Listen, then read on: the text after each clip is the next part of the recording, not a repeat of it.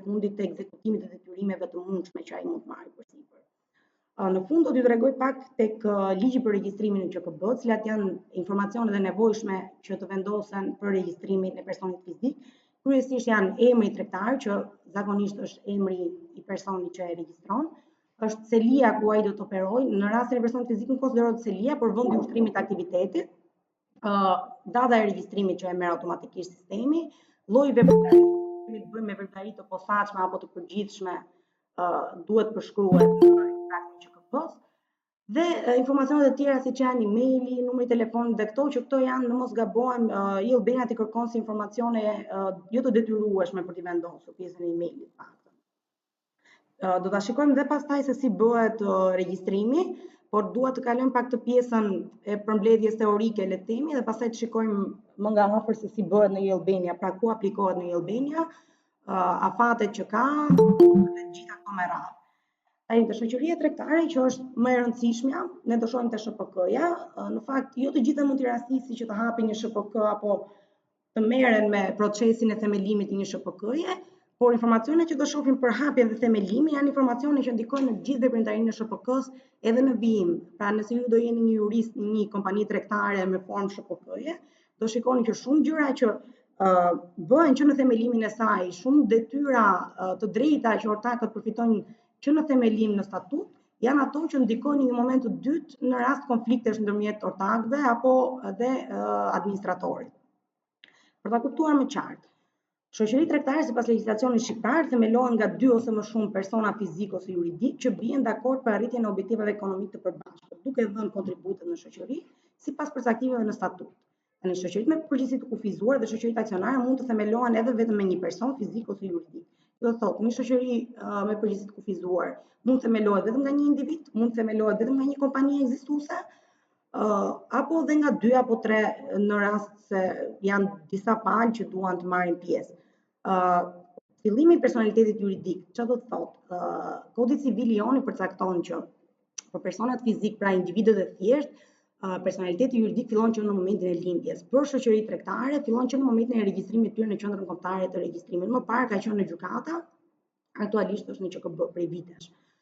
Shoqëritë përgjigjen me të gjitha aktivet e tyre për detyrimet që rritin nga veprimtaritë e ushtruara. Tani ndryshe nga rasti i personit fizik, përgjegjësitë apo shlyrja e detyrimeve në rastin e shoqërive tregtare varet në varësi të formës që ajo ka, formës ligjore. Pra në rastin e SHPK-s, në rastin e SHA-s, neve kemi edhe 2 forma të tjera shoqërisë që janë shoqëria kolektive dhe komandite, por besoj nuk i keni hasur apo nuk i keni dëgjuar sepse janë shoqëri që nuk para aplikohen në bizneset shqiptare, duke qenë se shoqëritë kolektive përbëhen nga ortakë të cilët mbajnë përgjegjësi për të gjitha detyrimet dhe me pasuritë e tyre individuale, ndërsa shoqëritë kolektive janë shumë të ngjashme me shoqëritë kolektive, por është e nevojshme që në shoqëritë komandite, se është kolektive sërish, në shoqëritë komandite është e nevojshme që përveç ortakëve që mbajnë pjesë të detyrimeve dhe me pasurinë e tyre individuale, të jetë paktën një ortak i cili është me përgjegjësi të kufizuar, pra që përgjigjet vetëm për pjesën e kontributit të tij në shoqëri. Siç thash, këto 2 lloj shoqërish nuk është se do i hasin në praktik shumë, unë në fakt nuk më ka rastisur deri më sot të shoh ndonjë shoqëri me këtë lloj forme. Megjithatë, përderisa ligji i parashikon, është mirë që ta dimë si koncept. Tani, tek shoqëria tregtare dhe specifikisht shoqëria me përgjegjësi të kufizuar. Duhet kuptuar që në momentin që krijohet një shoqëri, ku kemi të bëjmë me më shumë se një ortak, ajo është një kontratë. Në vetvete shoqëria është një kontratë ku 2 palë, 3 palë në varësi të numrit të tyre bien dakord që të hapin një aktivitet dhe nga ky aktivitet të kontribuojnë pjesën e tyre në varësi të nevojave që do ketë dhe të marrin fitimet. Pra në vetvete është një kontratë dhe akti i themelimit, që do ta shikojmë më vonë, që është një ndër 2 aktet kryesore që duhen për regjistrimin edhe në praktik në Albania, por edhe ligjërisht, është në vetvete kontrata që palët lidhin që po, neve jemi 2 persona, biem dakord të hapim këtë aktivitet me këtë lloj veprimtarie për këtë kohë zgjatje dhe me këto të drejta dhe detyrimet. Aktualisht është vënë re në praktik që statuti dhe akti i themelimit po bëhen në një akt të vetëm, megjithatë në Albania shpeshherë i kërkon 2 dokumenta të ndara. Unë kam përgatitur drafte për të dyja që do t'ua kaloj në fund. Por para se të kalojmë te draftet që gjithmonë e keni mësuar tashmë që i shikojmë në pjesën e dytë, do shohim pak shkaqjet e pavlefshmërisë. Çfarë do të thotë? është e rëndësishme që të kemi parasysh këto detaje fillimisht, përpara se të arrijmë tek nevojat ose kushtet që duhen për themelimin. Pra në momentin që ju do draftoni një statut, do vi një klient, punon në një zyrë ligjore, dhe thotë duam të hapim një shoqëri, një SHPK në Shqipëri.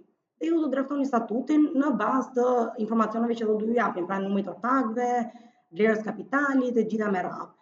Ju duhet keni parasysh këto element që janë shumë në fakt, por unë i kam marrë nga gjithë ligji, kështu që i kam përfshirë të gjitha në këtë prezantim, të cilët duhet të jeni shumë të vëmendshëm, mos i shkelni apo mos i cënoni, sepse kjo në një moment të dytë mund shkaktoj pavlefshmërinë e themelimit. Çfarë thotë pavlefshmëria e themelimit? Do thotë që shoqëria konsiderohet sikur nuk ekziston më. Gjykata nxjerr një vendim me shpallë të pavlefshëm themelimin, detyrimet normalisht që do shlyhen, por që kompania juaj nuk do të ekzistojë më.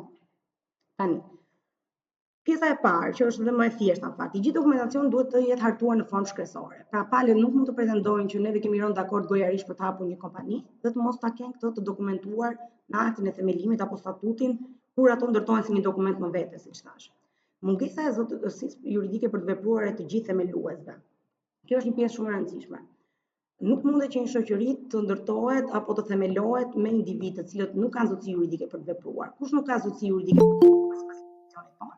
Janë të miturit që nuk kanë mbushur moshën 18 vjeç dhe janë persona të cilët nga gjykata janë shpallur pa zot. Merret një vendim gjykate ku për shkak të le të themi zhvillimit të vonë mendor apo probleme psikike të ndryshme, konsiderohet se personi është i pa zot për të marrë pjesë në veprime juridike, për të marrë përsipër të drejta dhe detyrime. Objekti i veprimtarisë është në kundërshtim me ligjin. Tani kjo duket si një gjë shumë e thjeshtë për të kuptuar, sepse thua, ok, objekti është në kundërshtim me ligjin, pra nuk mund të bëjmë një kompani ku themi neve do të tregtojmë armë gjau, për shembull, nëse kjo është ndaluar apo pikërisht, por duhet jeni shumë të vëmendshëm sepse ka shumë lloje veprimtarish që legjislacioni jon ndalon, si për shembull trajtimi i fishek zjarreve që së fundmi janë të ndaluara për të tregtuar nga personat e pa autorizuar që merret një licencë caktuar. Statuti i shoqërisë nuk përcakton emrin, vlerën e kontributeve të nënshkruara nga secili themelues, vlera e përgjithshme e kapitalit të nënshkruar nga të gjithë themeluesit dhe nuk përmbas statuti dispozita në lidhje me objektin e shoqërisë. Tani duke parë këtë ndaluese e shohim a contrario sistemin nga ana ligjore për të kuptuar që çfarë janë gjërat kryesore që duhet të ketë statuti. Emri, vlera e nënshkruar, objektin e veprimtarisë, personat që marrin pjesë, kontributi i gjithë secilit, do t'i shikojmë dhe më vonë të gjitha me detaje këto. Por thjesht për ta kuptuar që shpeshherë ligji kur të jep diçka që është ndaluar, mund të bëni interpretimin a contrario për të kuptuar që çfarë janë gjërat kryesore që duhet keni parasysh. Vlera e përgjithshme e kapitalit është më e ulët se vlera e kapitalit minimal. Tani siç e dini në shoqëritë me përgjegjësi të kufizuar, vlera minimale është 100 lekë të vjetra, 100 lekë të reja, falni, domethënë 1000 lekë të vjetra, të cilën juve para se të bëni regjistrimin duhet ta keni shlyer në bankë. Bëhet një mandat banka, thotë që kjo është për themelimin e shoqërisë në varësi të emrit që keni vendosur. Kur kemi të bëjmë me shoqëritë aksionare, unë kam vendosur sepse mbase ndonjëri do i duhet, por nuk do futem sot fare te shoqëritë aksionare, sepse janë goxha më të komplikuara dhe pjesës më të madhe nuk ka për t'i rënë ndonjëherë në praktikë që të merret. Kur kapitali i nënshkruar nuk është lyer nga gjithë themeluesit para regjistrimit. Keni parasysh që në shoqëritë aksionare vlera e kapitalit themeltar është goxha më e lartë, është 3 milionë e gjys për ato me ofertë private dhe 10 milionë për ato me ofertë publike. Kështu që është shumë e rëndësishme në shoqërinë aksionare që të nënshkruan. Vetëm shikoj pak këto mesazhe që mund vinë te WhatsApp-i. Tani, të gjitha shkaqet e pavlefshmërisë mund nëse ortakët në një moment caktuar bien në dieni që ka një mosmarrveshje për shembull dhe nuk duan më të vijojnë me ecurinë e kompanisë ashtu siç ato e kanë konceptuar në fillim me pjesën tjetër të ortakëve. Ato mund të kërkojnë shpalljen e pavlefshme për shkaqet që ne cituam më sipër. Pra, kur evidentohet njëri nga këto shkaqet e mësipërme, administratori e para që ka të drejtën të drejtohet në gjykatë, por nëse administratori nuk e bën, atëherë çdo ortak ka të drejtë të drejtohet gjykatës dhe të kërkojë pavlefshmërinë e themelimit dhe prishjen e shoqërisë. Kjo duhet bërë brenda 3 viteve nga konstatimi i kësaj pavlefshmërie, që do thotë që nga momenti i themelimit kur është bërë pavlefshmëria. Tani, siç thash, neve kemi 2 akte kryesore ku bëhet fjalë për SHPK-n, pa të cilat SHPK-ja nuk mund të regjistrohet dhe nuk mund të funksionojë. I pari është akti i themelimit, që është një dokument ligjor që përmban informacione të rëndësishme për shoqërinë, Kryesisht, akti i themelimit kanë funksionin e kontratës, që do të thotë funksionin e shprehjes së vullnetit të palëve për hapjen e një shoqërie, për themelimin e një shoqërie.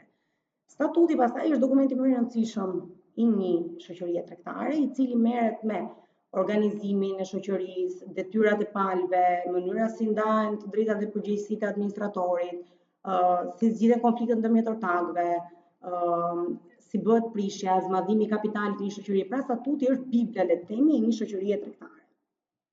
Tani akti i themelimit, siç thash, ka disa element shumë të thjeshtë, sepse edhe prandaj është menduar që të bëhet një dokument vetëm me statutin. Po të lexoni dhe ligjin, apo dhe informacionet që dalin te ÇKB-ja, do ta shikoni që shpeshherë i referohet dhe akti i themelimit në rast se nuk është bërë një dokument vetëm me statutin. Po siç thash, në Albania ajo ta kërkon si dy dokumenta më vete, kështu që e mira është t'i hartojë si dy dokumenta më vete. Në aktin e themelimit duhet përcaktohen kryesisht forma e shoqërisë, emri tregtar që shoqëria ka, selia, identiteti i themeluesve, qëllimi i themelimit, kozgjatja, në rast se do ta bëni me një kozgjatje të caktuar, përgjithsisht shoqëritë hapen me një afat të pacaktuar, por në varësi të llojit edhe të nevojës. Dhe emri i përfaqësuesit të autorizuar për ndjekjen e procedurave ligjore. Kjo thotë që kur në momentin që themelohet një shoqëri, nuk do të shkojnë gjithë ortakët që të bëjnë regjistrimin. Normalisht do jetë administratori që ato kanë caktuar, sepse themelimi duhet bërë në moment që bëhet themelimi, brenda 30 ditëve duhet të regjistrohet kompania. Dhe administratori duhet t'i japë një autorizim asambleja e përgjithshme ose ortakët, nëse është ortaku i vetëm që ai merr pjesë vetëm në asamblejen e përgjithshme, që të ndjekë procedurat për regjistrimin. Ose në rast se ju do ja kaloni një avokati gjithë procedurat, do të jetë avokati ai që do bëjë procedurën e regjistrimit. Tani statuti, do shikoni që shumë nga të dhënat që janë tek akti i themelimit përsëriten edhe tek pjesa e statutit.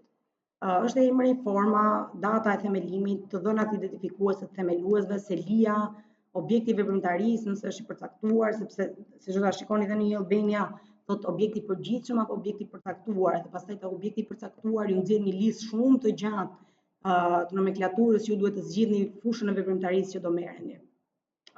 Kozgjatja, të dhënat identifikuese të palëve themeluesve, të ortakëve, nënshkrimet e personave që përfaqësojnë përballë palëve treta, zakonisht është administratori, njoftimi i vlerës kapitalit të nënshkruar, numri i pjesëve të kapitalit themeltar të nënshkruar, vlera nominale së cilës, kjo në rast se ku kemi të bëjmë kryesisht tek shoqëritë aksionare është shumë e rëndësishme, pjesëmarrja në kapital, vlera dhe lloji i kontributit dhe informacione se kapitali fillestar është nënshkruar apo jo. Kjo thash, te shoqëritë aksionare pjesa e kapitalit është më e rëndësishme sepse vlera është shumë e lartë, ndërsa te SHPK-ja vlera është shumë e ulët. Megjithatë kjo do të thotë që juve kur hapni një shoqëri, duhet ta hapni me 100 lekë, sepse presupozohet shoqëria duhet të ketë një kapital që të mirëmbajë veten dhe të fillojë të kryejë veprimtarinë tregtare siç ajo e ka menduar. Kështu që juve keni të drejtën të hapni me 100 lekë, por përgjithsisht nuk është se kapitali themeltar ngelet aq. Tani te statuti janë dy gjëra të rëndësishme që doja të vjen duke. Para se të kalojmë te pjesa specifike, do me thonë çfarë ligji në mënyrë specifike ndalon që të parashikohet në statut dhe çfarë ka të domosdoshme që janë këtu, por do ta shikoni edhe në situata të caktuara ku kemi të bëjmë me ortakët apo me administratorin. Tani e rëndësishme është që lloji dhe vlera e kontributit. Në SHPK kontributi mund të jetë qoftë në para qoftë në natyrë. Në natyrë do të thotë që nëse dy persona bien dakord që të hapin një SHPK, njëri nga ato mund të kontribuojë vlerën 1000 euro, kurse tjetri thotë që unë do të kontribuoj me një ndërtesë që kam në pronësi për të zhvilluar aktivitetin. Tani që të pranohet le të themi ose që të saksohet vlera e kontributit në natyrë, duhet bërë një marrëveshje ndërmjet palëve. Dhe zakonisht saktohet një ekspert i cili vlerëson vlerën e kontributit në natyrë dhe ajo pastaj përkthehet në kontribut në para. M'falni. Siç do ta shikoni kur hapni një ekstrakt në ÇKB, e shikoni që e ka të ndarë kontributin në para dhe kontributin në natyrë. Dhe aty ku është pjesa e kontributit në natyrë nuk është shpeshherë e aplikueshme sepse pjesa më e madhe kontribuojnë në para, por ta shikoni që është e përkthyer në një vlerë fikse dhe jo në llojin e kontributit që mund të jetë një ndërtesë, një makinë, në varësi të çfarë palët dëshirojnë të fusin si kontribut. Tani, shumë e rëndësishme për statutin është që statuti e thon më ta bëjmë të përgjithshme. Në momentin që ju doni të draftoni një statut, duhet të dini shumë mirë ligjin për tregtarë dhe shoqëritë tregtare dhe ligjin për regjistrimin e një biznesi. Të dhënat e para. Unë do t'ju dërgoj të dyja dhe ligjin për tregtarë dhe shoqëritë tregtare, madje unë kam një variant që është me të gjitha aktet ligjore në fuqi që përfshin domethënë dhe VKM për regjistrimin apo ligjin.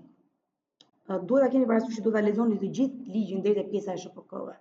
Sepse unë i kam përmbledhur këtu në fakt të gjitha rastet kur flitet për statutin, por ju mund të ndërtoni një statut bazuar vetëm në të dhënat kryesore që ne sapo pam, dhe më pas të dali që juve keni cënuar të drejta të cilat janë të pacënueshme ose keni parashikuar disa të drejta të cilat nuk mund ta kaloni ortakut apo administratorit.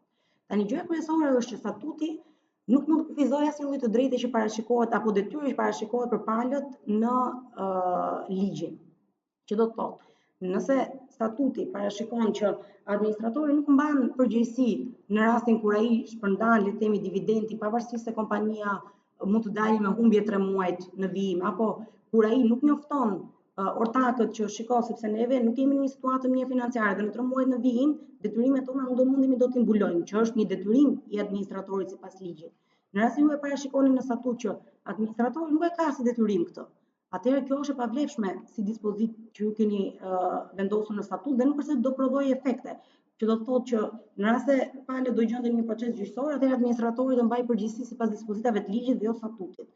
Statuti përgjithsisht bëhet ashtu si dhe kontrata.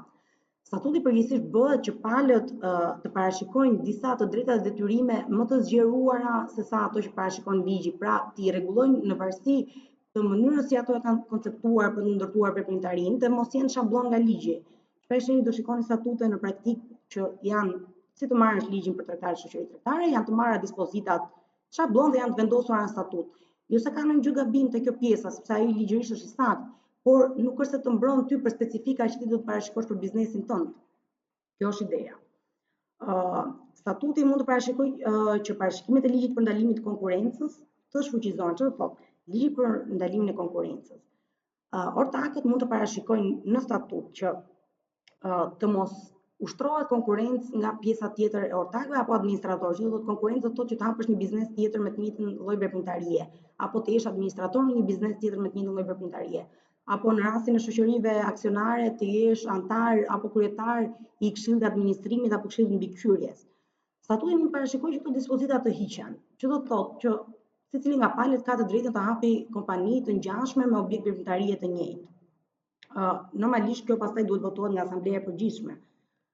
Statuti mund të parashikojë gjithashtu që nëse aplikohet ndalimi i konkurrencës, ai të mbetet në fuqi deri në 1 vit pas përfundimit të kompanisë dhe pas humbjes së cilësisë së ortakut apo administratorit në shoqëri.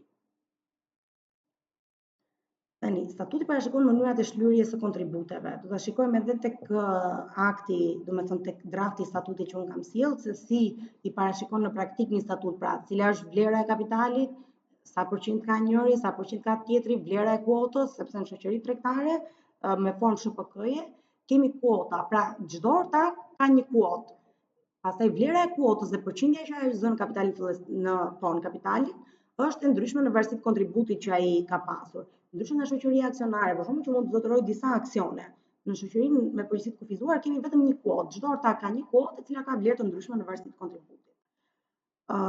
Mund të kushtozojë kalimin e kuotave, që do të thotë në rast se në një moment të caktuar, njëri nga palët do që kuotën e tij nuk do të marrë më pjesë në shoqëri dhe do ta shesi. Mënyrat që ligji jon njeh për kalimin janë ose me ligj, ose me trashëgimi, me kontratë dhurimi, me kontratë shitje e gjitha. Megjithatë, duke qenë se shoqëritë tregtare si tham janë një marrëdhënie vullneti, që palët në momentin që e krijojnë, bien dakord ta krijojnë me ato ortak.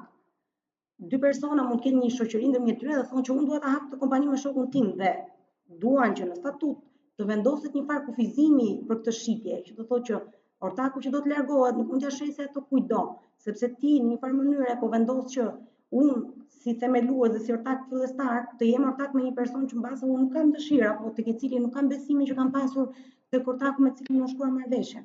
Kështu që statuti mund parashikojë që ketë kufizime, pra kjo të kufizohet nga miratimi i asamblesë përgjithshme, që do të thotë në momentin që ai do ta shesi kuotën e tij të kërkohet detyrimisht një miratim nga asambleja e përgjithshme, ose të drejtën e parablerjes.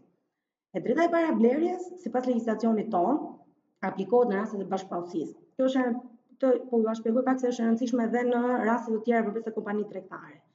Nëse ju jeni bashkëpronar, sepse dhe rasti i kompanisë tregtare është bashkëpronësi, një formë bashkëpronësie. Në rasti ju jeni bashkëpronar, ju nuk mund të shisni a priori pronën tuaj pa njoftuar bashkëpronarët e tjerë.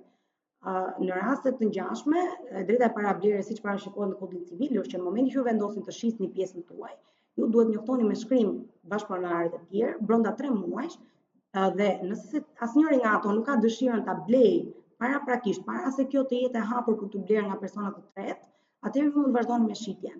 Në rast se ju jeni bashkëpronar dhe e shisni pjesën tuaj pa bërë këtë afatin 3 mujor dhe pa pritur përgjigjen e bashkëpronarëve të tjerë, atëherë mund të konsiderohet e pavlefshme. Çfarë lloj qoftë kjo, çfarë lloj marrëdhënie, qoftë një shitje, e njëjta gjë aplikohet edhe në rastin ku kemi një çift i cili ka blerë një shtëpi dhe apo ka blerë, le të themi, një diçka që është më e thjeshtë për shitur një biznes, i cili është ndarë në 2 pjesë, po e marrim rastin më të thjeshtë, do të shesi pjesën e tij, nuk e bën dot në rastin se nuk njofton paraprakisht bashkëpronarin tjetër brenda 3 muajve, nëse ai nuk do ta blejë, atëherë mund të vijohet normalisht. Po këtë keni parasysh se është diçka shumë e rëndësishme dhe unë kam parë shumë praktikë gjyqësore në lidhje me këtë. Kjo në fakt është parë shumë edhe tek rastet kur ndodh, kur se dola pak jashtë teme, po mendoj që është shumë e rëndësishme për ta ditur kjo si diçka që një pjesë e madhe që nuk janë jurist nuk janë në dieni. Kur janë bërë fillimisht këto legalizimet e shtëpiave, personi në cilin emrin e të cilit dilte certifikata në fund ishte emri i atij që bënte aplikimin, kryesisht bashorti ose kryefamiljari. Dhe duke qenë se certifikata ishin në emrin e kryefamiljarit, tani më nuk e bën të gabim as noterët dhe as kadastra, por përpara lejoni që të bëj shitja e pronësisë pa marrë edhe vullnetin e palës tjetër, pra miratimin e palës tjetër. Një njëjta gjë për t'u rikthyer ndodh edhe në rastin e kompanive tregtare.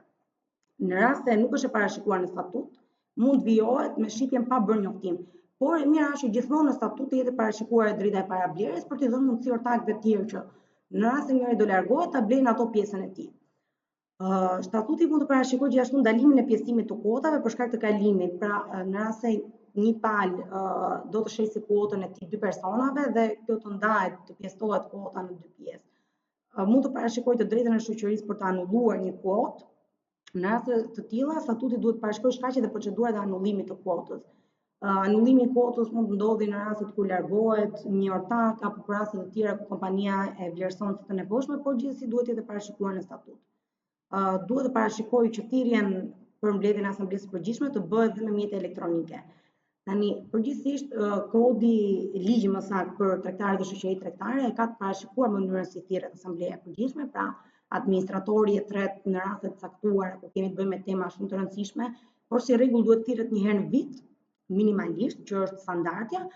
Kjo nuk është se zbatohet në praktikë sepse asambleja thritet për shumë gjëra, sepse nëse nuk thritet asambleja nuk mund të bëhet qoftë edhe një pagesë kur kemi të bëjmë me SHPK-n, në rast se kjo nuk ka kaluar si e drejtë administratorit a priori. Dhe kjo mund të bëhet edhe aktualisht duke qenë se edhe neve kemi edhe shoqëri shumë në Shqipëri që kanë ortak të huaj, edhe mënyra e votimit komplikohet shumë në rast ato do duhet të vinin në Shqipëri sa herë që do mblidhet asambleja. Kështu që ligji parashikon që në rast se parashikohet në statut, atëherë mund të bëhet votimi edhe me mjete elektronike. Parashikon dhe kushtet që duhet kenë këto mjete elektronike, pra duhet të ketë mundësi që të votohet përmjet një sistemi të caktuar, që të jetë me audiovizive, domethënë me kamera, në video call e gjitha. Kjo është e rëndësishme ta keni, nëse do ju bie të bëni një statut, kjo është e rëndësishme ta keni sepse nuk e dihet se si mund shkojë ecuria, nuk e dihet kush mund të jenë ortakët dhe mund t'ju ndihmojë. Nëse nuk e keni, atëherë i bie që nëse ju bëni një votim në këtë natyrë, njëri nga pjesëmarrësit mund të pretendojë që është pavlefshëm. Statuti duhet pa diskutim në çdo mbledhje asambleje, sidomos kur kemi të bëjmë me shumë ortak, gjithmonë mbahet proces verbali dhe kjo është një detyrim që e ka dhe ligji për mbajtjen e proces verbalit. Në përgjithsisht në shoqëri nuk është se bëhen gjërat kaq formale saqë ka ligji që duhet thirret brenda 7 ditëve. Këto janë elementë shumë të rëndësishëm në rast se kemi të bëjmë me shumë ortak. Dhe e mira është që kushdo që merret me këtë procedurë, i zbatojë ashtu siç duhet hapat, sepse sot mund të jetë një marrëdhënie shumë e mirë tregtare dhe ortakët të jenë në fitim dhe të jenë shumë të lumtur me njëri tjetrin, thonë shumë thjesht, por në një moment të dytë mund të lindi problematika dhe mund të kapen pikërisht me këto gjëra. Mbas ortaku, jo, por një avokat që ai mund kontraktojë, do kapet pikërisht me këto gjëra që ju i keni anashkaluar gjatë rrugës. Tani praktika se ndodh është që Në rast se duhet bërë një pagesë për shembull, po flasim për një kompani, nëse duhet bërë një pagesë, administratori ku kemi të bëjmë një ortak vetëm thjesht i thotë që duhet bëjmë të pagesën, procedojmë dhe bëhet direkt e vendimi i asamblesë, nuk është se zbatohen të gjitha këto formalitetet. Por thash, e mira është që në varësi të llojit të kompanisë, asnjëherë nuk janë një lloj edhe to është mirë që të zbatohen, por ka raste që është dhe e pamundur zbatimi, sepse ne si juristë jemi thjesht zbatues, le të themi, të procedurave dhe kemi detyrën që të informojmë menaxherët apo ortakët apo administratorët në varësi të si janë marrëdhëniet e hierarkisë mbi ato problematika që mund të lindin në vijim. Megjithatë, të gjitha këto janë çështje vullneti nga menaxhmenti i lartë dhe nuk është se na përket neve që të vendosim. Statuti mund të parashikojë një shumicë më të lartë për rastet kur asambleja e përgjithshme vendos me 3/4 e ortakëve. Tani këto janë raste shumë të posaçme që i kemi dhe në ligj, kur duhet një shumicë e cilësuar, ku kemi të bëjmë me zmadhimin e kapitalit, me zvoglimin e kapitalit, me prishjen e shoqërisë, me riorganizimin e shoqërisë, pra me bashkimin apo ndarjen. Janë raste shumë specifike që një pjesë, po themi 90% e kompanive në Shqipëri, mbase deri te prishja, se pjesa e bashkimit dhe ndarjes është shumë, janë të rralla si raste. Statuti mund parashikojë që ortakët që nuk janë të pranishëm në mundësinë e mbledhjes, siç e thamë dhe më parë, me mjetet e komunikimit. Statuti nuk mund të përjashtojë apo të kufizojë drejtën e ortakut për të larguar nga shoqëria dhe të drejtën e shoqërisë për të përjashtuar ortakun. Tani, largimi nga shoqëria e ortakut, kjo ishte edhe një kazus, në mos gabojmë, që kishte rënë tek shkolla e magjistraturës apo diçka e ngjashme për largimin e ortakut. Rasti si bëhet, largimi i ortakut bëhet gjithmonë me shkrim. Ai duhet të njoftojë administratorin, i cili duhet të thirrë asamblenë e përgjithshme. Në rastet kur, siç folëm pak më parë për të drejtën e parablerjes, në rast se ortaku do të largohet nga shoqëria dhe ta shesi kuotën e tij, do vazhdohet në mënyrën si është parashikuar në statut. Në çdo rast ai duhet të njoftojë paraprakisht, duhet paraqesë dhe arsyet konkrete për të cilat po largohet, dhe pastaj asambleja do të miratojë nëse këto arsye janë shkaqe të arsyeshme apo të paarsyeshme. Kur kemi të bëjmë me shkaqe të paarsyeshme dhe i shkakton një dëm shoqërisë, shoqëria mund të ngrehet kërkesë padin ndaj ortakut dhe të kërkojë shpërblimin e dëmit. Nga ana tjetër, po ashtu, kur kemi të bëjmë me përjashtimin e ortakut, ortaku nëse vlerëson se është shkarkuar për shkaqe të paarsyeshme, mund të ngrejë padin ndaj shoqërisë dhe të kërkojë shpërblimin e dëmit, përveç likuidimit të kuotës, që në rast se ortaku përjashtohet nga shoqëria për shkaqe të arsyeshme që kanë të bëjnë me cënimin e rënd që i ka bërë interesave të shoqërisë dhe raste të ngjashme, atëherë ai nuk ka të drejtën të kërkojë likuidimin e kuotës në rast se ka shkaktuar një dëm shumë të rënd shoqërisë. Megjithatë, këto janë raste specifike dhe ligji e parashikon thjesht, e lë shumë evazive duke lënë shkaqe të rëndësishme sepse ndryshon nga lloji veprimtarisë, por kryesisht ka të bëjë me shkaktimin e dëmit ekonomik shoqërisë dhe ortakëve të tjerë.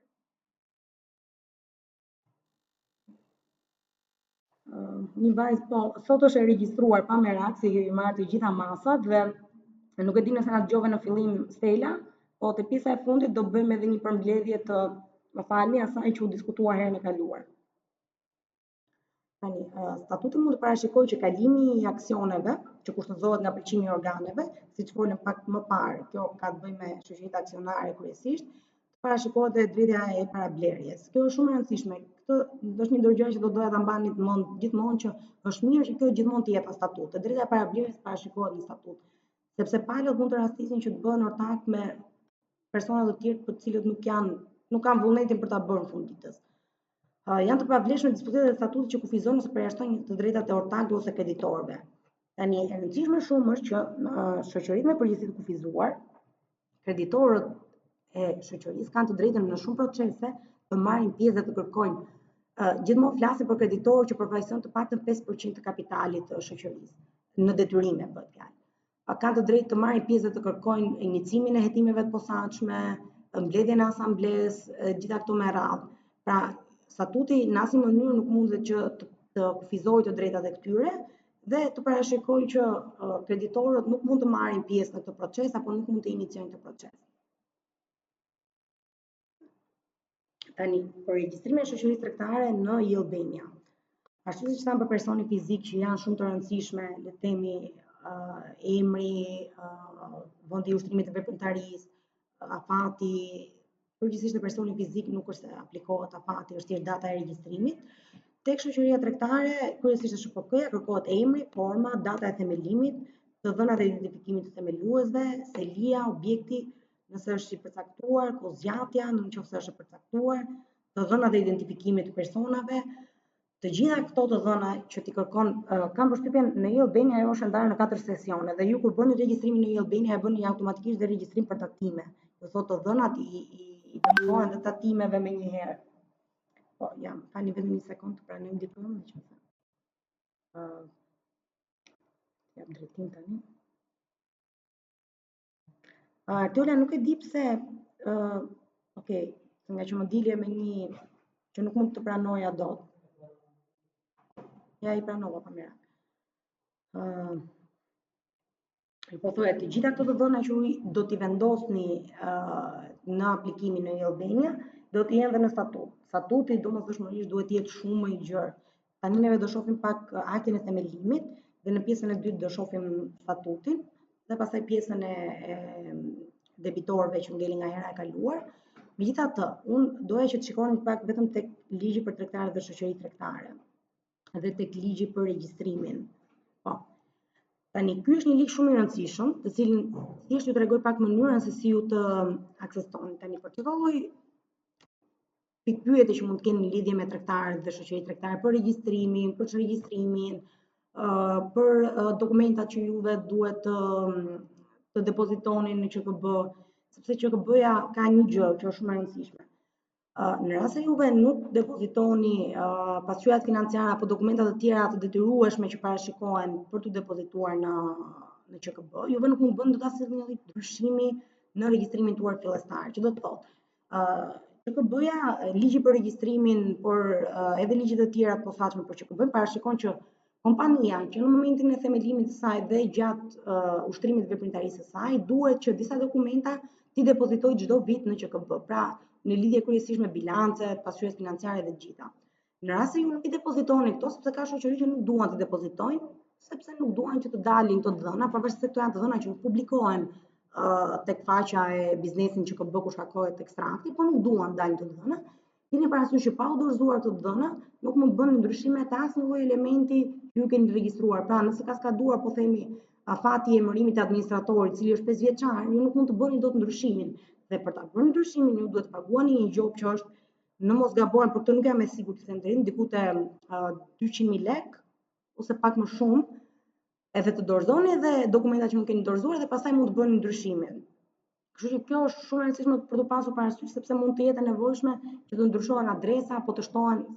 Neve kemi Selin, që është ambienti kryesor ku ushtron veprimtarinë, le të themi, shoqëria tregtare dhe ambienti kryesor që merret për referencë qoftë në iniciimin e proceseve gjyqësore, dërgimin e shkresave, gjithë. Por shoqëria mund të ketë ambiente të tjera të ushtrimit të aktivitetit. Ne mund të kemi një kompani që ka Selin në Tiranë, por ka degë të saj në Durrës, në Vlorë, kudo. Siç mund të jetë shumë banka, ku ta vini re kanë degët e tyre kudo, ose zyrat e përfaqësimit. Janë një shoqëri mund të ketë degë ose zyra përfaqësimi. Tani degët kanë të njëjtin personalitet juridik, pra kanë të njëjtin, le të themi, janë një njëjti biznes me biznesin kryesor dhe ushtrojnë veprimtari ekonomike, kurse zyrat e përfaqësimit nuk ushtrojnë veprimtari ekonomike, janë thjesht për të promovuar biznesin dhe për të pasur një zyrë diku për informacion apo në varësi të tipologjisë. Këtë keni parasysh që duhen dorëzuar dokumentat e nevojshme në momentin që kërkohen nga QKB-ja që të bëni ndryshime pastaj në vijim. Mua më ka rasitur për shembull në për kompani që kanë punuar që nuk dorëzoheshin dhe ishte shumë problem pjesa për të bërë ndryshimin e administratorit, riemërimin e tij, zgjatjen e afatit apo ndryshime të tjera. Dhe i detyruar pastaj të paguar xhobën. Do të thosh, është një gjë që ti nuk e shpëton dot, thjesht. Tani, ky ligj është shumë i rëndësishëm kur bëhet fjalë për regjistrimin, përveç se ligjit për tregtarët dhe shoqëritë tregtare. Unë do t'ju kaloj të dyja, siç thash. Madje do t'ju kaloj edhe një dokument tjetër që është më i gjerë akoma, përmban edhe për shoqëritë aksionare. Por te ky ligj, siç e shikoni, do shihni gjërat kryesore që kanë të bëjnë me të dhënat, mënyra e regjistrimit. Këto në fakt një pjesë e këtyre janë edhe outdated, domethënë të vjetruara, sepse tashmë aplikimi bëhet në e-Albania. Për shoqëri në raste të veçanta bëhet në zyrat e QKB-s, ku ke të bësh për shembull që administratori dhe ortakët do jenë persona të huaj, që duhet shkosh ta bësh në zyrat e QKB-s, por përgjithsisht bëhet në e-Albania, kështu që një pjesë e këtyre që dispozitave nuk janë ndryshuar, por që tashmë nuk aplikohen më. tregon efektet e regjistrimit dhe publikimit.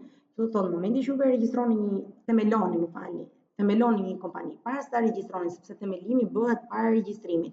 Themelimi quhet që në momentin që juve keni nënshkruar aktin e themelimit, keni nënshkruar statutin, keni bërë ndarjen le themi të detyrave, vendosur administratorin dhe gjitha, në rast se kompania gjatë kësaj periudhe që është themeluar le themi, ka marrë edhe një godin ku është selia, ka bërë gjitha këto pjesët le themi përgatitore për fillimin e ushtrimit të aktivitetit. Merr përsipër detyrime, që do të thotë, në rast se kompania fillon ushtron aktivitetin tregtar, pra merr furnizime para se të regjistrohet në Albania, atëherë për këto detyrime do përgjigjen të gjithë ortakët në mënyrë solidare, nuk mban përgjegjësi kompania, sepse kompania konsiderohet që nuk është e regjistruar dhe nuk ka fituar personalitetin juridik. Por kjo është shumë e rëndësishme në momentin që ju bëni aktin e themelimit, statutin dhe gjitha sa më shpejt e mundur të bëhet regjistrimi për të filluar aktivitetin. Keni efektet e regjistrimit, kush janë të detyruar të regjistrohen, që nga subjektet person fizik, SHPK, shoqëritë e thjeshta që nuk është se janë të aplikueshme sot, rregullat e emërtimit, e rëndësishme është dhe kjo që ju mund të rezervoni një emër në QKB. Çfarë ndodh? Në rast se ju keni menduar një emër për kompaninë, por ky emër ekziston, është një kompani e regjistruar me këtë emër, atëherë nuk mund ta regjistroni me këtë emër. Duhet të gjeni diçka të ngjashme ose të ndryshme. Nuk ta regjistron, ta kthen automatikisht në momentin që ju bëni aplikimin, ta kthen. Do të thonë që duhet të ndroni emrin, sepse emri është e drejta e autorit, jo e regjistruar tamam, por që edhe kjo është e rëndësishme që simbolet, logo dhe këto mund t'i regjistroni edhe të merrni patentën apo drejtën e autorit në varësi të llojit, nëse është shpikje, nëse është e drejta autori. Kjo gjithmonë bëhet fjalë për kompani që kanë një farë standardi të caktuar dhe një farë. Ju mund ta rezervoni emrin deri në 30 ditë, në mos gabohem, apo 21 ditë, nuk e di t'ju them, po 30 ditë mund ta rezervoni paraprakisht në QKB dhe pastaj mund bëni regjistrimin pas 30 ditëve. Persona që janë të autorizuar, siç thamë, është administratori ose dikush tjetër që jepet një autorizim, avokati me prokuror, gjitha këto me radhë. Ju keni dhe dokumente shoqëruese këtu, por thash që pjesa më e madhe duhet fokusohen tek akti i themelimit dhe te statuti. Dokumentat tjera janë dokumenta plotësuese që janë ID-t e ortakëve, mandatet bankare që janë shlyer kontributet, dhe ato t'i kërkon vetë Albania në momentin që ju do vazhdoni gjitha fazat e aplikimit. Si thash, ky ligj është shumë i rëndësishëm për të parë, sepse mund të rastisë të keni ortak të huaj, cila është procedura, të dhënat e detyrueshme. Thjesht ta keni parasysh të ligjin në momentin që ju doni të ndiqni procedurën e regjistrimit. Sepse pavarësisht se tani më bëhet online në Albania, prap si parime aplikohen këto që janë në ligj. Tani, unë dua që të shikojmë pak aktin e themelimit, sepse statutin do ta shikojmë në pjesën e dytë, meqense është pak sa më i gjatë edhe më.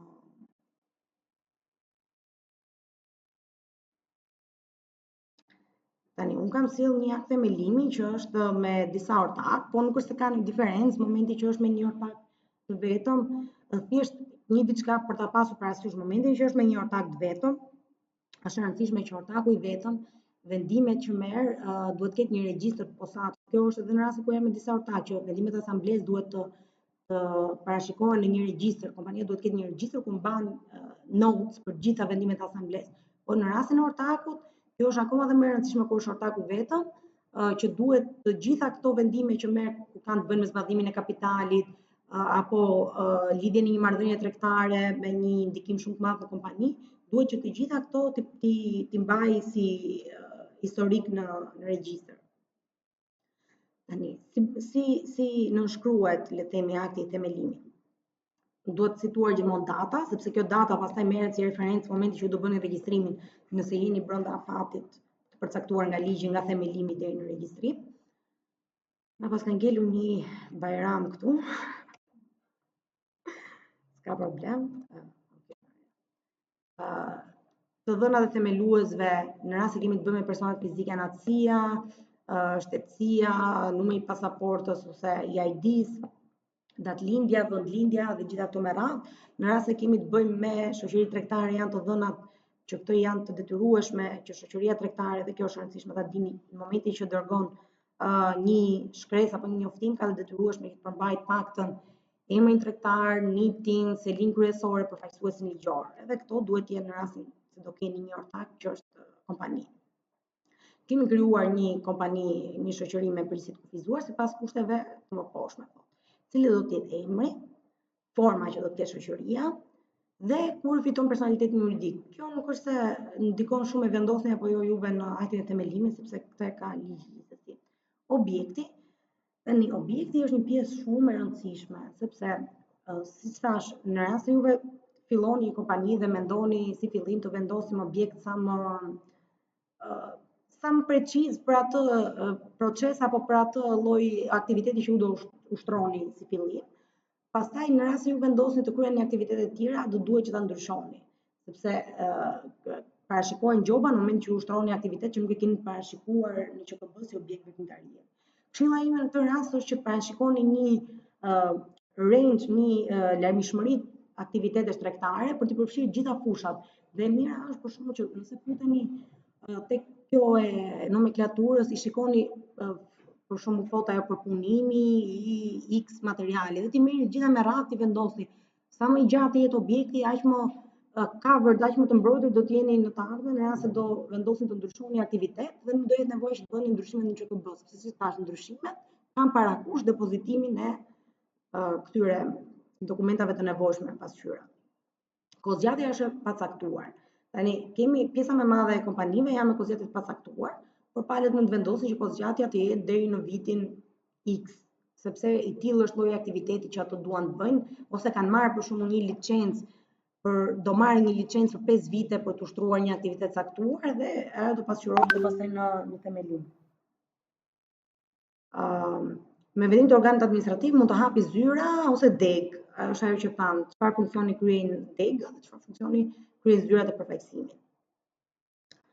Kapitali, tani kapitali do shkruani vlerën e saktë të kapitalit që do të jetë në lek, është i ndarë në X kuota, pra sa do të jetë numri i ortakëve. Pjesëmarrja e themeluesve në kapital në shpërputhje me kontributet e tyre të mëposhme, kjo do ta shikoni që është e parashikuar edhe në statut, që është ortaku themelues A-ja, sepse kjo është për 2 ortak si akt, edhe statutin për 2 ortak e kam sjell. Është zotëruesi një kuote me vlerë të përgjithshme X në lek që përbën kaq % kapitalit. Pra, nëse kapitali është 1000 euro dhe pala ka kontribuar 500 euro, ai është pjesëmarrës 50%. Megjithatë, pjesa më e madhe nuk para ka 50% janë të ndara 51, 49, në mënyrë që të arrihet një vendimarrje të caktuar në momente votimesh.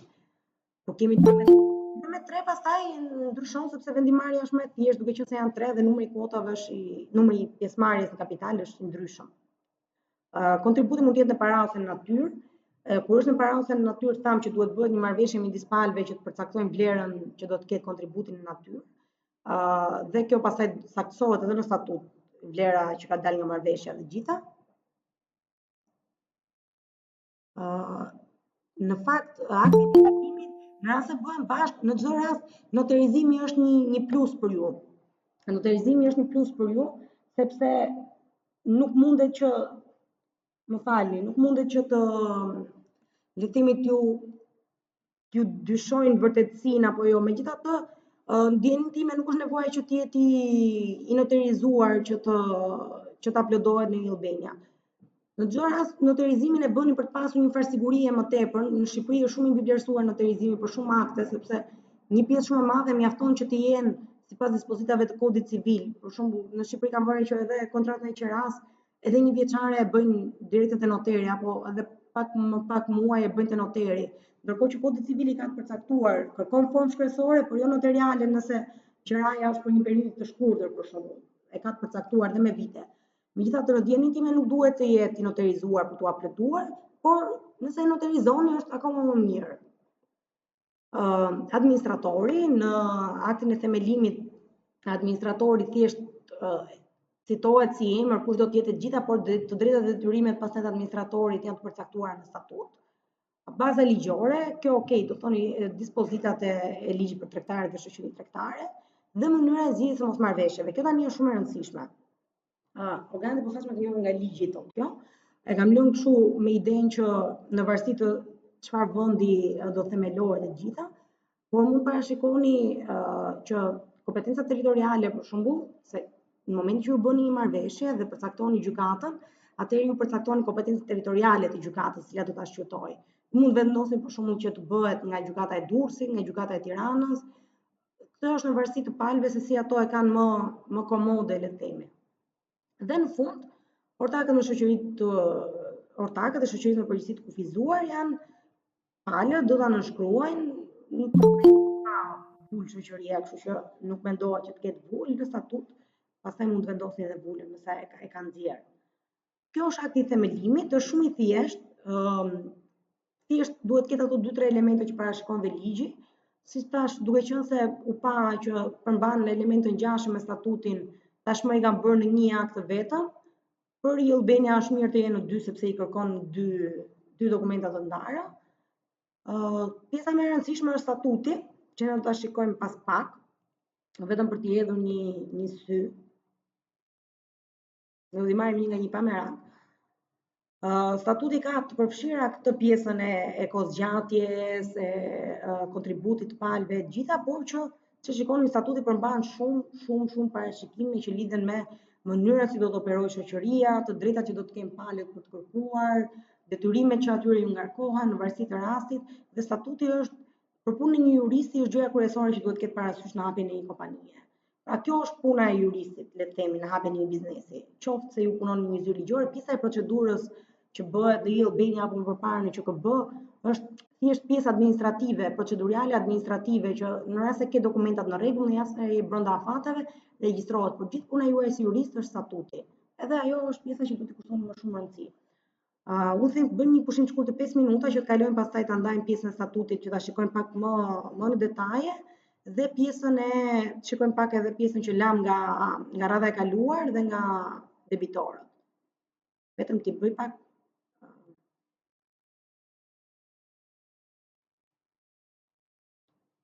Besoj se nuk gjuam tash, i pa kuisa.